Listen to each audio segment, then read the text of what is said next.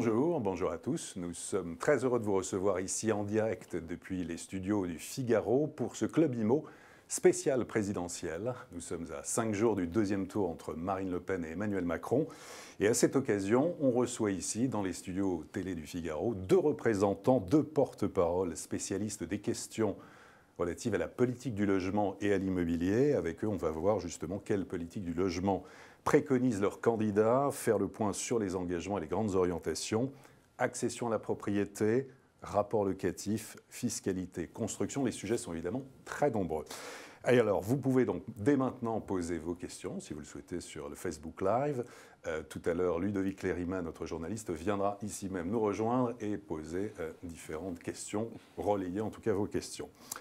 Michael Sala, bonjour. Bonjour. Alors, vous êtes président du collectif Croissance Bleu Marine, membre du comité stratégique de Marine Le Pen. Et Ulysse Brault, bonjour. Bonjour. Vous êtes président de l'association des juristes et des étudiants en droit immobilier à Paris de Assas, membre du mouvement En Marche et conseiller logement auprès d'Emmanuel Macron. Alors, avant de démarrer, peut-être et d'entrer dans le vif du sujet, je vous demande à tous les deux en guise d'introduction et en une minute d'expliquer un petit peu la philosophie de la politique du logement et de vos candidats respectifs. Ulysse Brault. Alors, la philosophie de la politique du logement d'Emmanuel Macron, elle repose sur le pragmatisme. Face à une crise du logement qui s'aggrave d'année en année, qui frappe l'ensemble des Français et l'ensemble du territoire, nous devons d'y apporter des solutions concrètes, efficaces et précises. Nos grands axes, qui n'emprunteront pas le chemin de la hausse de la pression fiscale sur les propriétaires, comme ça a pu être annoncé, comme on l'expliquera plus tard, passeront par, premièrement, un choc d'offres, parce qu'il est indispensable de construire massivement dans les zones de besoin, si on veut, puisque c'est la seule possibilité de baisser les prix et par ricochet les loyers. Ça, c'est un premier axe. Deuxième axe, c'est accroître significativement l'offre de logement à destination des étudiants, des jeunes, des actifs en mobilité, puisqu'il est insupportable dans un pays traversé par le chômage de masse de voir des étudiants refuser une formation ou des demandeurs d'emploi refuser un emploi pour des problématiques et une difficulté à se loger. Enfin, le logement doit participer à la diminution de la fracture territoriale et donc la politique du logement doit s'appliquer sur l'ensemble du territoire français. Je pense notamment aux régions plus rurales et périurbaines sur lesquelles un important plan de rénovation sera mis en place qui permettra à ces territoires de retrouver de l'attractivité puisque seule l'attractivité peut permettre à ces territoires de se développer, de se désenclaver. Donc cette politique du logement s'adressera à l'ensemble des Français, à l'ensemble des territoires et sera favorable et encouragera la relance du secteur d'activité. Le secteur d'activité de la création de logements est un puissant moteur économique puisqu'il est créateur de millions de logements, d'emplois non délocalisables. Voilà un petit peu l'esprit de la politique d'Emmanuel Macron. Michael Sala. Alors, moi je dirais que la politique en matière de logement de Marine Le Pen tient en 3 mots. Le premier serait équilibre, le deuxième serait patrimoine et le quatrième serait rénovation énergétique. Ça fait 4 mots, si vous me pardonnez. Équilibre des territoires. Alors, en effet, on a un marché de l'immobilier et un problème de logement majeur dans ce pays qui est dû en réalité à une tendance de fond qui est la métropolisation. La métropolisation qui veut que l'activité économique se concentre sur des grandes agglomérations et que, parallèlement, la ruralité et les plus petites communes de France se voient économiquement de plus en plus en difficulté. Ce n'est pas simplement un état de fait, ça a été encouragé par une forme de mondialisation dans sa forme la plus sauvage contre laquelle on entend protéger les Français avec une vision équilibrée de l'aménagement du territoire qui est notamment symbolisée par la volonté de Marine Le Pen de créer un grand ministère non seulement du logement mais également de l'aménagement du territoire et du transport. Donc décongestionner et créer de l'activité économique partout en France avec une vision de péréquation avec laquelle l'État français a rompu depuis longtemps, y compris sous le quinquennat Hollande-Macron. Ça, c'est une chose. Par ailleurs, je dis patrimoine, Marine Le Pen a la volonté de permettre au plus grand nombre de Français d'accéder à la propriété. Pour des raisons à la fois de philosophie, parce que nous trouvons que devenir propriétaire de son logement, les Français y sont très attachés, c'est une forme de justice sociale également. C'est pourquoi nous favoriserons chaque année le fait que les locataires de logements sociaux puissent accéder à la propriété, au moins 1% d'entre eux. Voilà, donc une approche patrimoniale qui soit y compris socialement juste. Et ensuite, la rénovation énergétique, parce que eh bien, nous avons face à nous une transition énergétique qui sera à gérer. Et une grande partie des gaz à effet de serre et de la consommation d'énergie vient du parc existant qui est inefficace énergétiquement. Nous allons en favoriser la rénovation de manière accélérée. D'accord, merci. On va démarrer par les rapports locatifs. Alors, les relations entre bailleurs et locataires, une mesure symbolique de la loi Allure, c'est l'encadrement des loyers, une mesure qui est effective à Paris, à Lille. Est-ce qu'il est possible de l'étendre? Il est prévu d'ailleurs de l'étendre dans les agglomérations franciliennes. Est-ce que vous souhaitez étendre l'encadrement des loyers, y mettre fin? Qu'en pensez-vous, Ulysse Brault, sur l'encadrement des loyers? Alors, l'encadrement des loyers, il est parti d'une intention généreuse qui était de dire dans les zones tendues, les loyers sont fous, sont très hauts, et il faut trouver un moyen de les faire baisser parce que le logement n'est plus abordable. Voilà. Bon, notre analyse de ce sujet-là, c'est que administrer les prix n'a jamais été la solution. Il y a des effets contre-productifs qui commencent à poindre, c'est-à-dire que si on regarde sur Paris, qui est un peu le laboratoire de l'encadrement des loyers, on a une diminution des mandats de gestion, donc ça veut dire qu'il y a un peu moins de biens sur le marché, et ce qui ne va pas dans le sens de positif pour la personne qui va chercher à se loger. Et puis il y a des propriétaires qui ne font moins de travaux puisqu'ils n'ont pas envie d'investir dans un bien qui est moins libre. Donc, notre vision, c'est qu'à ce stade, les effets sont plutôt contre-productifs. Maintenant, on souhaite, dès à présent, si Emmanuel Macron est élu, figer l'extension, c'est-à-dire laisser uniquement sur Paris, sur l'île, rapidement analyser et évaluer la politique publique, parce qu'il faut impérativement le faire, voir quels sont les effets, est-ce que les effets que l'on a commencé à voir sont bien avérés, et dans ce cas, prendre une décision définitive. Mais c'est deux temps. Premier temps, le diagnostic, c'est que c'est contre-productif. Deux, une évaluation de politique publique qui est indispensable. Trois, une décision définitive rapide. Donc pas d'extension dans un premier temps, du côté de Marine Le Pen. Alors, vous voyez, je trouve que l'encadrement des loyers, ça fait partie des marqueurs qui montrent à quel point le gouvernement Hollande-Macron a été un gouvernement profondément socialiste. C'est-à-dire que c'est une vision de l'économie qui est on administre, on force. C'est l'économie par la coercition. Eh bien, c'est absolument, le projet de Marine Le Pen s'inscrit aux antipodes de ça. Ça s'inscrit aux antipodes de ça, notamment par l'une des trois révolutions qu'elle veut mener, la révolution de la liberté. Eh bien, voyez-vous, nous avons la conviction que dans une France prospère, une France apaisée, l'État joue son rôle de stratège, il fixe le cap et le cadre, un cadre stable, c'est ce que je vous disais, c'est-à-dire une péréquation, un équilibre entre les territoires qui permettent de décongestionner.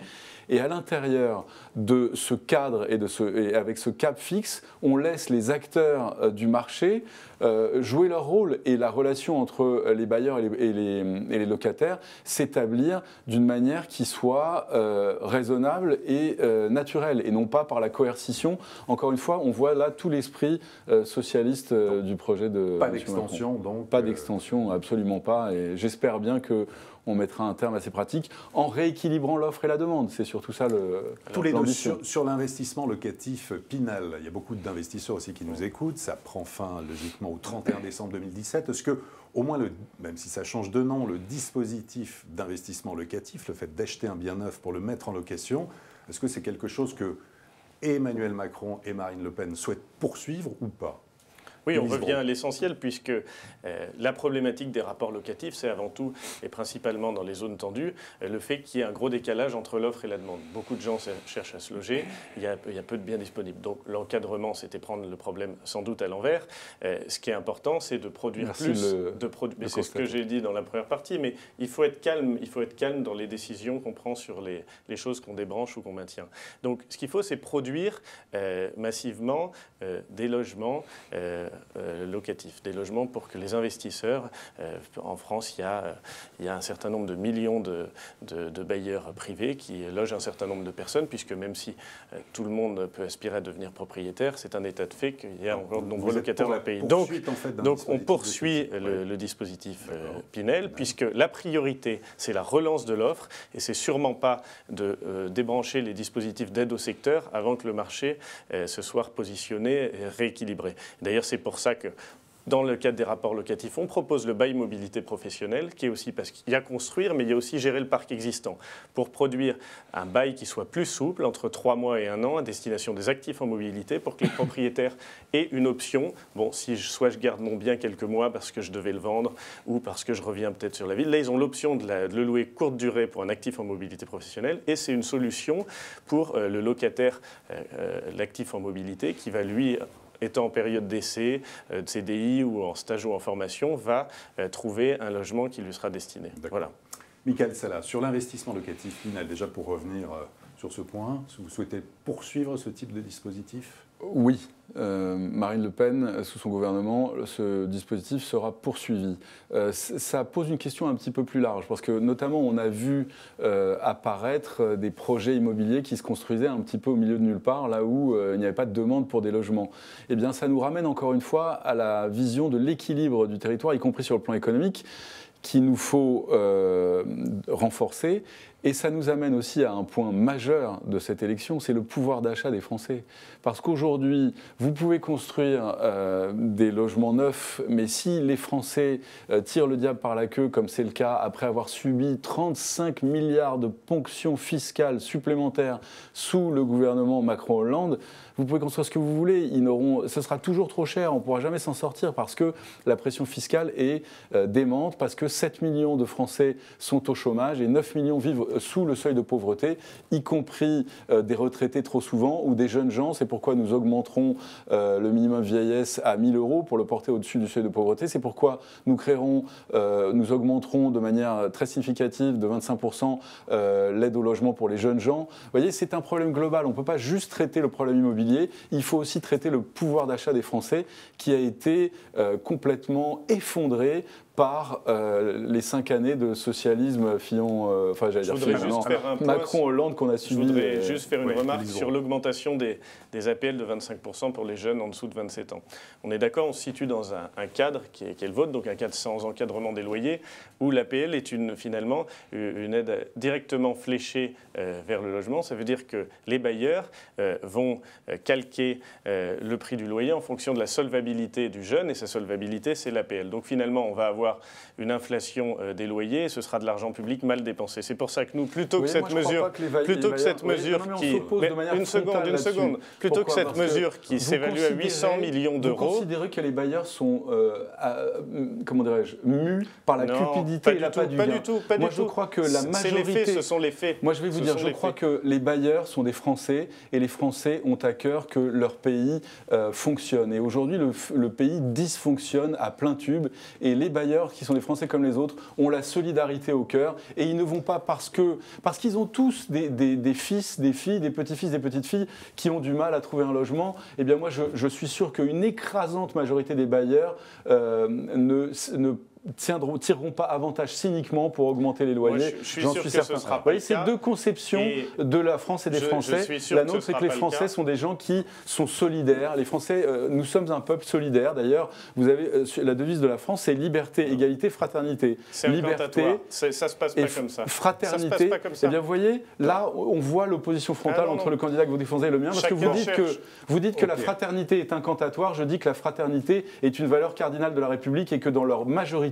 les Français ont ça au cœur. Comme le disait Saint-Exupéry, la fraternité, c'est le don commun à quelque chose de plus grand que soi, et le plus grand que nous, y compris quand on est propriétaire, eh bien, c'est la France, cher monsieur. Voilà pourquoi ça va se passer très bien, vous allez voir. Voilà. Deuxième thème, la fiscalité. Est-ce que le logement est trop taxé? Que comptez-vous faire? Taxe d'habitation, taxe foncière, voire ISF? Quelles sont les préconisations à la fois d'Emmanuel Macron et de Marine Le Pen? Ulysse Brault. Alors, Pour commencer, la thématique du loyer fictif, c'est-à-dire du propriétaire qui aurait fini de payer son bien et on viendrait imposer son loyer fictif, on ne l'a jamais évoqué.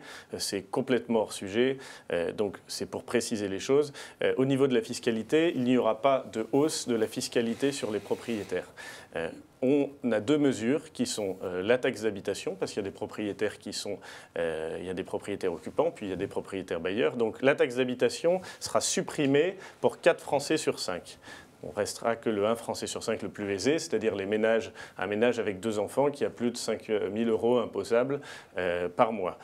Donc ça, c'est une mesure pour le pouvoir d'achat. À rembourser les collectivités du manque à gagner. C'est l'État. On sanctuarisera les finances publiques des collectivités locales et c'est l'État qui contribuera à cette part-là. C'est notre choix. On a choisi parce qu'on trouvait que c'était un impôt injuste qui frappait principalement en plus la France un petit peu périphérique. Quand vous payez 500 € à Paris pour le même logement, vous payez 1 400 € à Argenteuil et 1 200 € à Limoges en taxe d'habitation. Ensuite, sur la fiscalité, l'ISF, ce n'est pas un nouvel impôt sur l'immobilier. Oui, parce que l'ISF devient un nouvel impôt sur la richesse immobilière. Certes, l'ISF n'aura plus dans son assiette les valeurs mobilières. Un certain nombre de personnes qui étaient assujetties à l'ISF parce qu'ils avaient de l'immobilier, un peu d'actions, n'y seront plus. Un certain nombre de personnes y resteront, mais aucune personne qui n'y était pas avant n'y sera après. Donc il ne s'agit pas d'un nouvel impôt. Simplement, il y aura moins d'assujettis à l'ISF, puisque l'ISF ne portera plus que sur le patrimoine immobilier, avec les mêmes effets de seuil, de taux, d'abattement. Voilà. D'accord. Sur l'aspect fiscalité. Alors moi, je vais vous dire, à écouter monsieur, je dis il n'y a pas de fumée sans feu. C'est-à-dire que, ou alors comme disait Michel Audiard dans un film célèbre, un barbu c'est un barbu, 2 barbus c'est des barbouzes. Et quand je vois un ISF qui favorise les patrimoines financiers, vous savez que sous M. Macron, quelqu'un qui serait un patron du CAC avec 15 millions € d'actions verrait son ISF divisé par 4. Pendant que les petits retraités français pour 60%, d'après M. Pisani-Ferry qui est un des concepteurs du programme économique de M. Macron, eh bien, verrait son pouvoir d'achat amputé de 60 € par mois. Donc là, il y a quelque chose, c'est-à-dire que... Les propositions non, attendez. On voit, monsieur nous dit, alors le loyer fictif, on n'en a jamais parlé. Ben, écoutez, en même temps, quand on regarde, le bruit circule qu'on veut taxer les propriétaires qui ont fini de payer leur emprunt, et si on ne l'appelle pas comme ça, on va leur augmenter finalement leur ISF en sortant le patrimoine, en sortant les actifs financiers. Ça n'a rien à voir. Donc il y a un truc pas clair. Malgré ce que vous dites, il y a un truc pas clair. En revanche, pour nous, c'est très simple. Alors la taxe d'habitation, on la baisse aussi pour les loyers les plus modestes, en effet. Alors, il est question de geler les hausses et de faire baisser pour les loyers, pour les gens les plus modestes. Parfait, vous avez bien lu le programme, je vous en remercie. En revanche, il y a une chose que nous faisons, parce qu'encore une fois, je vous parlais d'un programme, une vision de l'immobilier qui est à la fois équilibrée et patrimoniale. Eh bien, pour fluidifier le marché de l'immobilier et permettre, encore une fois, au plus grand nombre de Français d'accéder à la propriété, nous baissons les droits de mutation de 10%, c'est-à-dire les frais de notaire. Avec nous, les frais de notaire seront baissés de 10%. Ça aura des conséquences absolument favorables et immédiates, parce que souvent, vous savez ce que c'est, on essaye de boucler le montant de son acquisition, et puis la banque vous dit, ah oui, mais il faut quand même apporter en cash les frais de notaire. Eh bien, beaucoup de Français n'ont pas les moyens de ça. Eh bien, grâce à cette baisse de 10%, nous allons favoriser considérablement l'accès à la propriété pour un grand nombre de Français. Et puis, je vous disais en début de cette discussion, 1% du parc de logement social qui sera acquis par ces locataires chaque année grâce à des dispositifs, encore une fois, d'aide et d'incitation. Alors justement, sur cet aspect de l'accession à la propriété, c'est le troisième thème. Comment rendre en fait le logement plus abordable? Comment permettre aux plus jeunes d'accéder à la propriété? Quelles sont vos propositions? Alors, du côté d'Emmanuel Macron. Voilà, sur le logement jeune, parce que le logement jeune, c'est fondamental, et c'est d'ailleurs eux qu'on retrouve actifs en mobilité ou en situation les plus difficiles dans les zones tendues.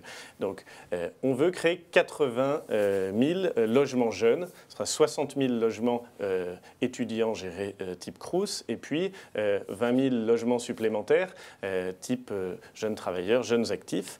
Ça, c'est de la construction. Et puis, sur le patrimoine existant des bailleurs sociaux, on veut que 30 000 logements des bailleurs sociaux soient fléchés vers les jeunes avec un bail non renouvelable, une formule un petit peu plus souple, pour massivement offrir des solutions aux jeunes pour le logement. C'est pour ça qu'on préfère, nous, utiliser les fonds de l'État pour pousser une solution pérenne et durable au logement des jeunes, par rapport à une revalorisation des APL qui a un effet inflationniste et qui est donc de l'argent qui va être dépensés avec des effets qui ne seront pas durables. Voilà. Michael Sala, sur l'accession à la propriété, notamment, est-ce que vous souhaitez poursuivre le prêt à taux zéro ?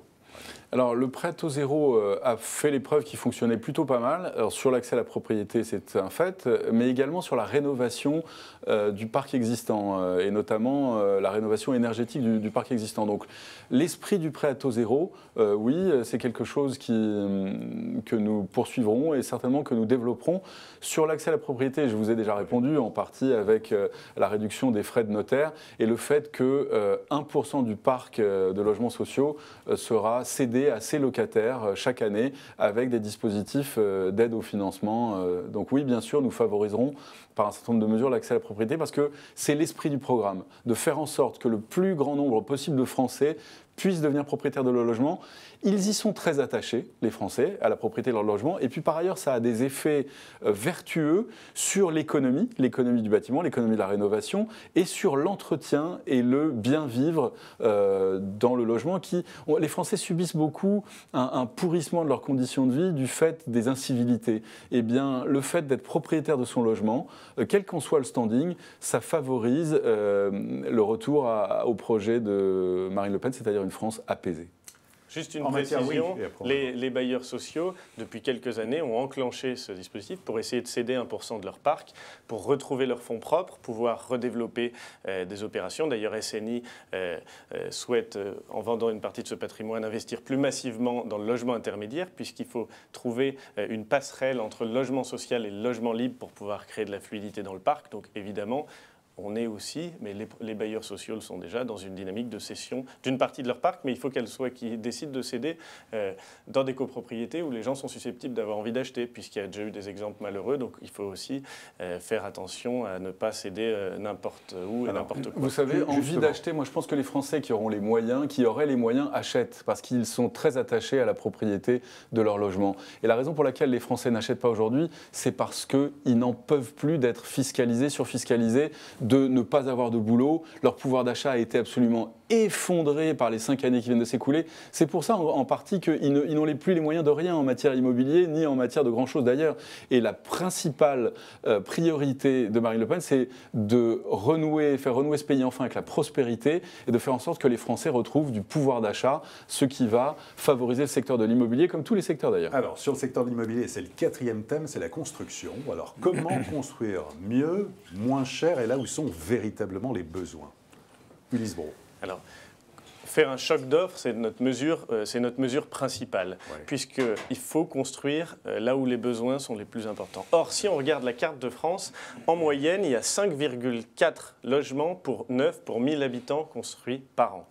Et dans les zones tendues comme l'Île-de-France, où on est à 3 au lieu de 5,4 la moyenne nationale, en PACA, on est un petit peu en dessous de 5. Donc finalement, on construit pas suffisamment, on construit moins là où les besoins sont les plus grands. Donc notre choc d'offres, c'est délimiter des périmètres en Île-de-France, en PACA, à la frontière suisse. Pas d'engagement quantitatif de 500 000 logements par an, ce serait plutôt ciblé. C'est important ces dispositifs type OIN pour aller dans des régions qui manquent de courage politique, bâtir plus, construire plus et faire baisser les prix. Parce que si en Île-de-France, et l'exercice se fait sur certaines communes, vous construisez massivement, les prix baissent et par ricochet, les loyers aussi. Donc, c'est fondamental. Ça, c'est le dispositif qu'on souhaite établir dans les zones tendues et c'est opérationnel, on sait faire, c'est rapide, concret et ça se fait sur un quinquennat. Michael Sala, sur l'aspect construction. Oui, sur l'aspect construction, aujourd'hui, la réglementation et les normes en matière de construction et d'urbanisme sont extrêmement contraignantes. Ça génère un surcoût dans la construction qui est très significatif et donc un surcoût du logement en bout de course pour celui qui va essayer de l'acquérir ou qui va même le louer. Mais je crois que vous êtes d'accord tous les deux de simplifier les normes. Donc c'est absolument. Lesquelles vous simplifieriez? Vous avez 3-4 heures devant vous? Bon, on va en parler. Non, parce que j'ai jamais entendu un exemple concret. Les règles handicapées. Donnez-moi 5 jours. On termine. Donc bref, tout ça pour vous dire que, encore une fois, cette inflation de la réglementation, souvent, on peut imaginer que c'est pour servir un but vertueux. Vous prenez réglementation thermique, certes c'est très compliqué, ça génère des surcoûts, mais c'est pour créer des bâtiments avec une certaine efficacité énergétique, bien sûr. C'est pas le but c'est pas l'ambition qui est à remettre en question, c'est la surinflation réglementaire. Et notamment, je vais vous dire une chose, je voyais dans le programme de M. Macron qu'il souhaitait attribuer les permis de construire, les retirer aux maires et les mettre aux intercommunalités. Eh bien nous, on va faire exactement l'inverse. C'est-à-dire que je vous parlais de 3 révolutions que Marine Le Pen va mener, la liberté, le patriotisme et la proximité. Autrement dit, on supprime l'échelon, le conseil régional, et on supprime la communauté d'agglo, qui sont des échelons qui ont généré des surcoûts administratifs, qu'on paye quelque part, de l'opacité, de l'immobilisme, parce qu'on ne sait plus qui prend les décisions. Donc nos projets, là encore une fois, s'opposent d'une manière frontale. Nous sommes pour donner au maire vraiment toute l'attitude, parce que qui mieux que le maire connaît les problèmes dans sa commune. Et je vais vous dire une autre chose. Quand le dimanche vous allez chercher votre pain à la boulangerie, vous croisez le maire et vous lui dites écoute, là vraiment ça va pas. Est-ce que je vous mets au défi de citer comment dirais-je, un conseiller d'agglo ou un conseiller régional que vous croisez le matin en allant chercher votre pain? Ça n'existe pas. Donc nous c'est la proximité et nous faisons pleine confiance au maire pour pouvoir prendre des décisions en matière de construction sur sa commune. C'est la base de la révolution de la proximité qu'on entend mener. Un correctif. Oui. On n'a jamais dit qu'on allait retirer le pouvoir des permis de construire aux maires sur l'ensemble de la France, dans certaines zones, dans certaines zones, avec des opérations d'intérêt national, comme ça a déjà existé. On va se saisir de la construction sur ces sites-là et effectivement dépasser un peu les frilosités de politique locale qui existent. Et nous, donc vous déshabillez certains maires de leurs prérogatives, mais pas tous. Bon, voilà. Quand les choses marchent mal, on ne construit pas assez en zone tendue, il faut forcément trouver des solutions. Si on est uniquement dans l'incantatoire, les maires font bien leur métier, tout va bien, ça fonctionnera pas. Le socialisme, c'est quoi? C'est forcer les gens. Eh bien, nous avons à cœur la liberté. Encore une fois, la devise française, c'est pas coercition, on n'est pas là pour coercition, égalité, fraternité. Nous, c'est liberté, égalité, fraternité. Vous voyez, forcer les gens, c'est pas dans notre logiciel. Bon, j'ai déjà lu ça. Juste après, là, on va passer aux questions des internautes avec Ludovic Clérima qui va venir nous rejoindre. Sur la loi SRU, maintien, poursuite, loi SRU. Mais la loi SRU, elle a permis d'embarquer des milliers de logements sociaux dans la construction de la promotion privée. Si on fait presque 130 000 logements sociaux en France par an et on a besoin de logements sociaux, il faut en vendre certains, mais on a besoin d'en construire d'autres et aux bons endroits, dans les zones de besoin, puisqu'il y a des endroits où il y a de la vacance, dans le parc HLM. Donc cette loi SRU, pour ce qui est de son obligation de 25% de logements sociaux par immeuble construit, on la maintient. Voilà. D'accord. Eh bien, ça me donne l'occasion de parler d'une mesure qui est très importante, y compris sur le plan symbolique, c'est que nous réserverons la priorité, et non pas la préférence, comme c'est souvent caricaturé, la priorité aux Français dans l'accession au logement social. D'accord? Aux Français, c'est-à-dire des personnes qui ont la nationalité française. C'est ce qu'on appelle d'instaurer les quotas ou Non, simplement, on donne la priorité aux citoyens français dans l'accession au logement social parce que nous considérons que être français comporte beaucoup de devoirs, mais également il est légitime que être français emporte certains droits et nous entendons appliquer c'est le fait. Vous considérez que les conditions d'attribution, il n'y a pas suffisamment de transparence, qu'il faudrait remettre tout cela en cause? Non, très simplement, je vous dis, on appliquera et on l'inscrira dans la Constitution par référendum, parce qu'avec nous, ce sont encore une fois les Français qui décideront de beaucoup de choses, et de tout, pratiquement, par le truchement de leur président de la République. Eh bien, nous inscrirons la priorité nationale dans l'accession aux logements sociaux. Lisbonne, dernière réaction. Oui, nous on pense que dire que les logements sociaux sont massivement occupés par des étrangers, c'est faux. C'est pas ce que j'ai 83%. Non, c'est pas ce que j'ai dit. J'ai dit qu'on donnera la priorité sans rétroactivité dans l'accession au logement social pour les Français, les citoyens français. 83% des occupants des logements sociaux en France sont français. Les autres qui sont des occupants en situation régulière, puisque c'est vérifié dans 100% des cas au moment de l'attribution du logement. Donc nous, on pense que, en dehors du fait que cette mesure, elle nous paraisse sous le coup du code pénal et les discriminations, que ce soit pour la santé, le handicap, le sexe, pour la discrimination contre les Français, c'est différent. Dernier point, on pense que ça n'a jamais été une solution de serrer le tuyau au départ, mais c'est plutôt de produire plus de logements sociaux et de fluidifier le parc, produire du logement intermédiaire, créer de la mobilité. Voilà. C'est une fausse solution pour nous. Voilà. Merci en tout cas à tous les deux. C'est la fin de cette première partie. Nous vous disons à très bientôt pour une prochaine édition du Club Imo.